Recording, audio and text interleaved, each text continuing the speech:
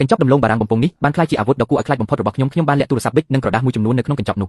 ដោយទាញយកផលប្រយោជន៍ពីការអសមត្ថភាពការធ្វេសប្រហែសរបស់ប៉ូលីសខ្ញុំបានលួចសរសេរឈ្មោះមន្ត្រីជាន់ខ្ពស់ម្នាក់ដោយស្ងាត់នៅវិនាទីបន្ទាប់មន្ត្រីរូបនោះបានស្លាប់ភ្លាមនៅនឹងកន្លែងប៉ូលីសទាំងអស់បាននៅត្រឹងពួកគេបានសង្ស័យភ្លាមថាខ្ញុំជាមេខ្លោងនៅពីក្រោយការឃាតកម្មដ៏អាថ៌កំបាំងទាំងនេះប៉ុន្តែការឃាតកម្មនេះបានធ្វើឲ្យផែនការរបស់ពួកគេប្រែប្រួលទាំងស្រុងខណៈដែលការស៊ើបអង្កេតកំពុងជួបផ្លូវតស្រាប់តែមានស្ត្រីម្នាក់បានទូរស័ព្ទទៅប៉ូលីសនាងបានអះអាងថាខ្ញុំជាឃាតករពិតប្រាកដហើយនាងមានវិធីធ្វើឲ្យខ្ញុំសារភាពតាមពិតទៅប្តីរបស់នាងក៏ជាប៉ូលីសដែរហើយគាត់ត្រូវបានគេសម្លាប់ខណៈពេលកំពុងស៊ើបអង្កេតលើរូបខ្ញុំដើម្បីសងសឹកឲ្យប្តីនាងបានចាប់ពង្រត់មិត្តស្រីរបស់ខ្ញុំ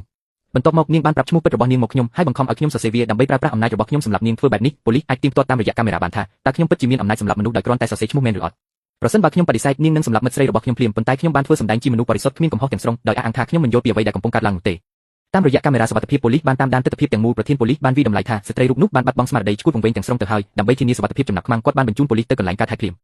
ប៉ុន្តែសំឡេងស៊ីរ៉ែនបានធ្វើឲ្យស្ត្រីរូបនោះភ្ញាក់ខ្លួនមិត្តស្រីរបស់ខ្ញុំបានទាញយកផលប្រយោជន៍នេះដើម្បីរំដោះខ្លួនហើយរត់មករកខ្ញុំ